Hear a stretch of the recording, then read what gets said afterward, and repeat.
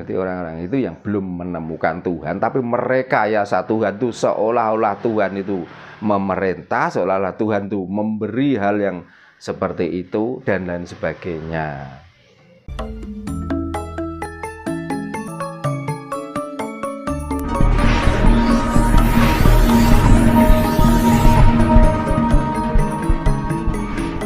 Nah, manusia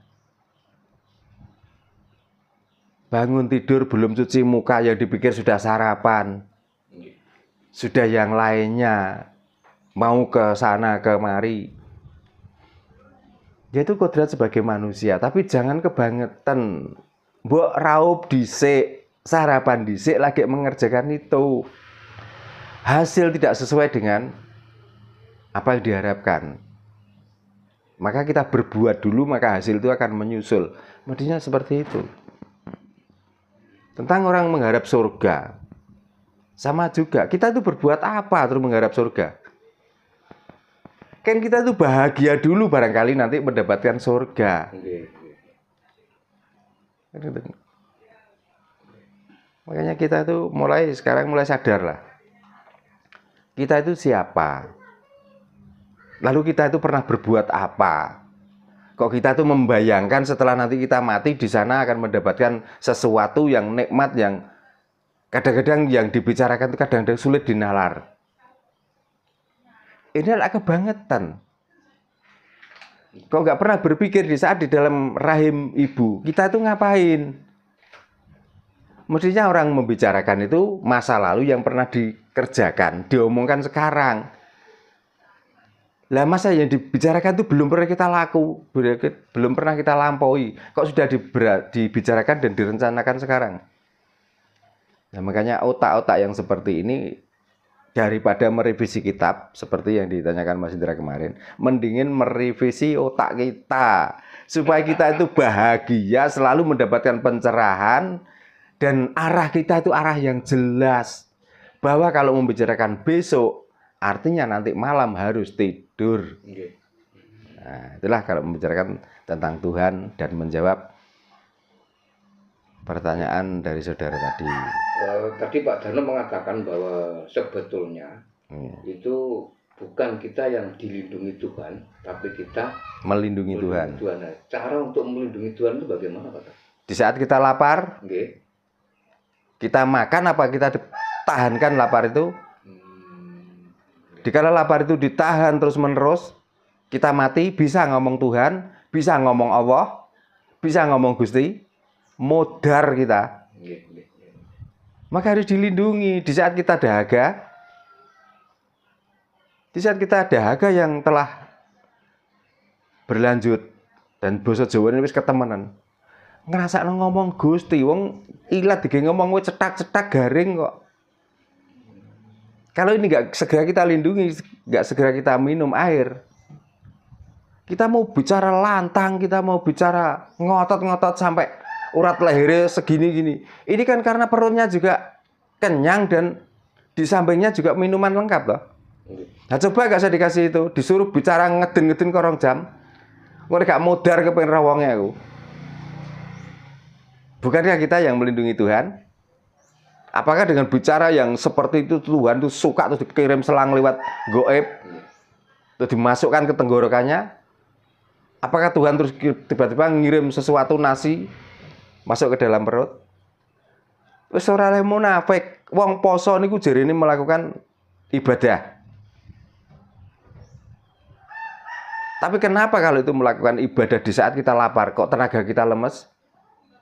Nah, memang itu ibadah dan itu jaminan masuk surga.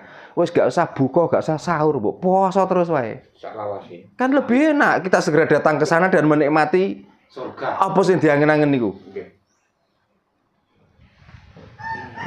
Mestinya daripada orang yang sudah menemukan tentang ganjaran, tentang pahala di akhir hayat setelah mati, untuk apa kita hidup berlama-lama? Dan mati lah, dan cepat ke sana dan menikmati itu. Orang yang membicarakan tentang itu, tapi orang lain disuruh, contohnya jihad, kamu maju, kamu akan nanti disambut dengan bidadari. Kalau tahu sudah seperti itu, kenapa nggak gurunya yang maju? Kok kok harus mengorbankan orang lain? Berarti kan ini munafik. Berarti kan bohong. Berarti orang-orang itu yang belum menemukan Tuhan, tapi merekayasa Tuhan itu seolah-olah Tuhan itu memerintah, seolah-olah Tuhan itu memberi hal yang seperti itu dan lain sebagainya. Maka bagi orang Jawa tidak mau hal seperti itu. Dan menyembah bukan berarti sujud di hadapan Tuhan, tapi bersyukur atas hidup yang nikmat, yang bahagia, yang cerah, dan yang lainnya. Gitu. Jadi kita menyembah bukan mencari pahala, tapi kita menyembah mensyukuri karena kita tuh masih hidup dan diberi kekuatan. Maka cara nyembah orang Jawa adalah ikhlas. Nggak ada orang bersembayang soro Jawa ini terus oleh ganjaran dan merasa pernah melakukan kebaikan. Gak ono. Tapi bagi orang-orang penganut agama, wong sembahyang kowe kok nglakoni iku perbuatan apik niki nek ora wong iki ne manggon ten mriki kan ra mungkin. Ngoten lho. Baiknya di mana? Coba. Seandainya Tuhan niku yang memberi hidup yang komplit ini. Mata per hari wis gak salah larang-larang. Nyewa 5.000. Sikil 5.000, irung 5.000, lambe 5.000, totale sekitar 50.000. Umpama per hari nyewa sakmono. Terus 1 tahunnya ketemu piro? Coba bayangno. Gak usah nyewa di saat salah satu organ tubuh kita ada yang sakit. Itu biayanya mahal. Nah seandainya hidup terus loro terus ngono. Coba. Bukannya orang yang mencari obat di saat sakit itu bukan salah satu tanda kita itu menjaga Tuhan? Berarti ngomong napa? Yang ditakutkan apa? Yang ditakutkan di saat badan kita ada yang sakit, nyawa itu sudah gak betah nanti lepas. Lah nyawa itulah Tuhan. Ngeten.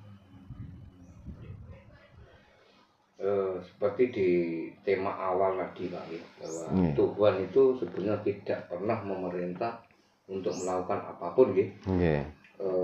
Di dalam rukun Islam itu ada syahadat, sholat, zakat, puasa, haji. Berarti itu murni bukan perintah dari Tuhan.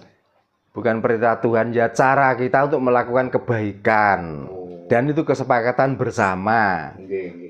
Masalahnya gini, orang yang sudah melakukan syahadat, sholat, puasa, zakat, dan haji dibanding orang yang tidak melakukan sama sekali, bedanya apa toh? Coba. Makan juga sama-sama lewat mulut, berjalan juga sama-sama pakai kaki. Ya kok yang nggak bersyahadat, yang nggak sholat, yang nggak zakat, yang nggak puasa, yang nggak haji, kok kalau jalan ya kok nggak dijegal karo Gusti Allah? Kan supaya kita itu menunjukkan bahwa kita itu orang yang manusia atau ciptaan yang berpikir. Maka dengan cara inilah kita membudayakan cara ini supaya kita itu sepertinya orang bersyukur dan sepertinya orang menyembah. Kan cuman itu. Sama hidupnya, di saat telinga kita tuli, di saat mulut kita nggak bisa bicara. Kalau orang sini mengatakan bahwa itu orang bisu. Apakah bisa bersyahadat? Apakah tahu dia apa yang dilarang oleh puasa? Kalaupun nggak makan, kadang-kadang cuma dikode, cuman gini. Tapi apa yang ada di dalam pikiran mereka?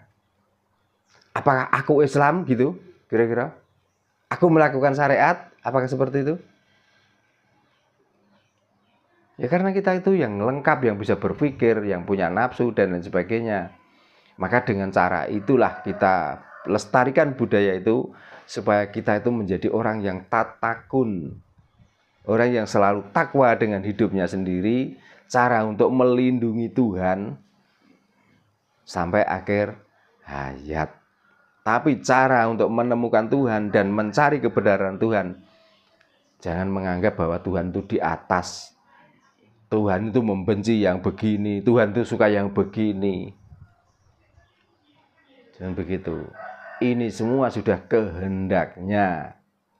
Ini semua sudah apa yang diingini oleh Tuhan. Maka kita nggak boleh, kalau ada jelek kita membenci, kalau ada baik kita menyanjung. Jangan begitu.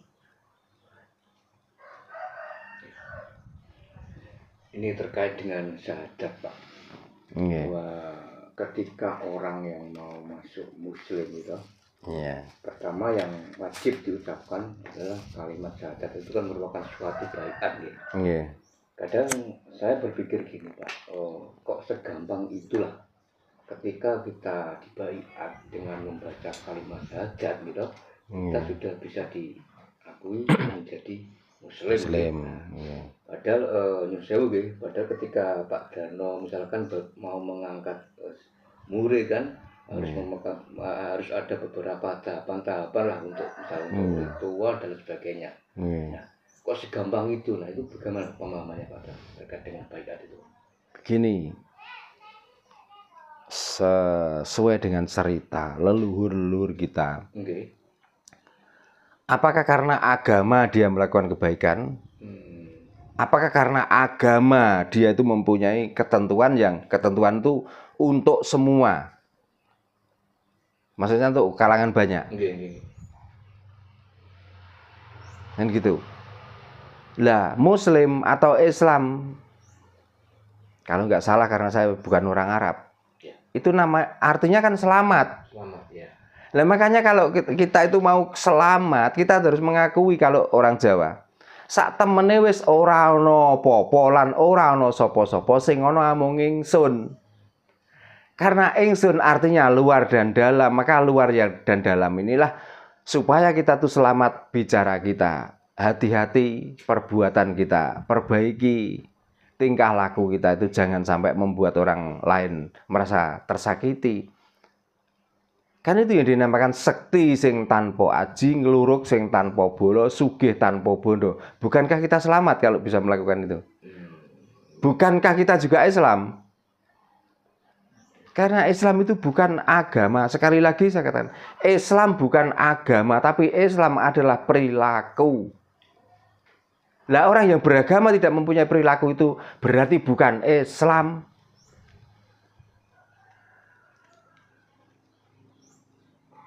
Nah, apakah menemukan perilaku-perilaku orang yang ditandai Islam terus perilakunya baik? Ya ada memang, tapi kebanyakan karena menganut rumah yang dibangun segi 4 kotak-kotak, maka senengane tetap mengkotak-kotakkan orang. Kalau nggak sealiran berarti kafir. Gitu. Sampai bahasa pun itu disuruh belajar. Nah, apakah orang Inggris kalau mau belajar Jawa, walaupun itu kepletot, tapi kan dia sedikit-sedikit paham toh. Kalaupun salah itu wajar karena bukan orang Jawa. Orang Jawa pun di saat ngomong tentang Inggris, salah pun juga wajar karena kita bukan orang Inggris.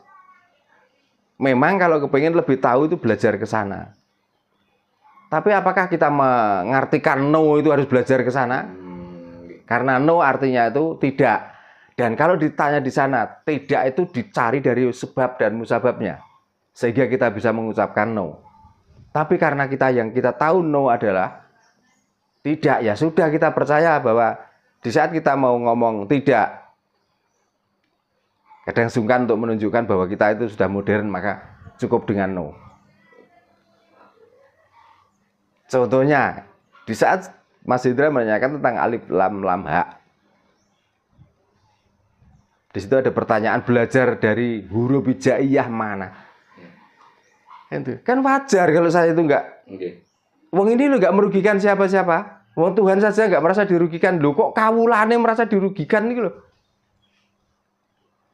Merasa ngamuk-ngamuk. Ya, itu kan berarti dia tuh bertuhan tapi tidak pernah bertemu dengan Tuhan. Bertuhan tidak pernah merasakan kehadiran Tuhan. Kan gitu. Tuhan saja disebut Gusti selama ini nggak pernah marah kok. Kalau di sana disebut Allah. Lu kok manusia nih sebingung perkara sebutan. Makanya sadarlah supaya senang, supaya bahagia, supaya dapat pencerahan. Dan bahagia, senang, dan pencerahan itulah sifat Tuhan yang sebenarnya.